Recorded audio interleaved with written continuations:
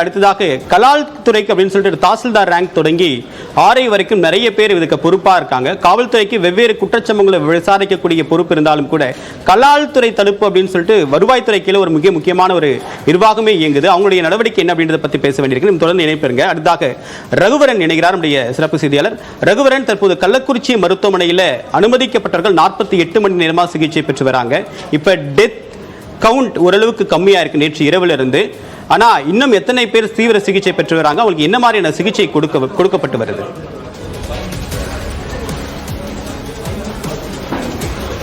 தேவப்பிரியன், நம்ம இந்த கள்ளக்குறிச்சி விவகாரத்தை பொறுத்த வரைக்கும் பார்த்தீங்கன்னா இதுவரை 165 பேர் மருத்துவமனையில் சிகிச்சையில் இருக்காங்க. குறிப்பாக இந்த கள்ளக்குறிச்சி மருத்துவமனை மற்றும் விழுப்புரம் மற்றும் ஜிப்மர் மருத்துவமனை, சேலம் மருத்துவமனை, இந்த 4 மருத்துவமனையிலையும் சேர்த்து பார்த்தீங்கன்னா தற்போது வரை 28 பேர் கிரிட்டிக்கலான ஸ்டேஜில் இருக்காங்க. மிகவும் ஆபத்தான நிலையில் இருக்கக்கூடியவங்க 28 பேர் சிகிச்சை பெற்றுட்டு இருக்கிறாங்க.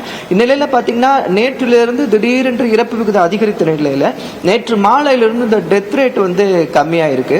அதுக்கு இப்போ என்ன மெடிக்கல் டீம்ல என்ன ஒரு நடவடிக்கை எடுத்திருக்காங்க அப்படின்னா, யாரும் சிகிச்சைக்கு பெறாம வீட்டிலே இருக்கக்கூடியவங்க நேராக போய் அவங்களை கூட்டிட்டு வந்த நடவடிக்கையை மருத்துவத்துறையானது எடுத்திருக்கு. குறிப்பாக பார்த்தீங்கன்னா டிபிஹெச் மூலமாக ஆம்புலன்ஸ் எடுத்து செல்லப்பட்டு எந்தெந்த வீடுகளில் யார் யார் உள்ள பாதிக்கப்பட்டு இருக்காங்களோ அவங்களை அனைவரையும் கூட்டிட்டு வந்து கிட்டத்தட்ட 33 பேர் வரைக்கும் இது போன்ற வீடுகள்ல இருந்து அழைத்துட்டு வந்தவங்க 33 பேர் இருக்காங்க.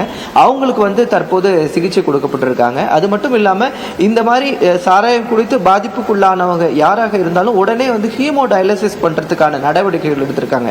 டயாலிசிஸ் பண்ணும்போது ரத்தம் சுத்திகரிக்கப்படும் போது அவங்களுக்கு ஏற்படக்கூடிய பாதிப்பு உடனடியாக குறைப்பதற்காக இந்த ஹீமோ டயாலிசிஸ் உடனே அனைவருக்குமே செய்ய சொல்லியிருக்காங்க. இந்த கள்ளக்குறிச்சி மருத்துவக் கல்லூரி மருத்துவமனை பொறுத்த வரைக்கும் தற்போது 22 பேருக்கு அந்த டயாலிசிஸ் ஆனது நடந்துட்டு இருக்கு.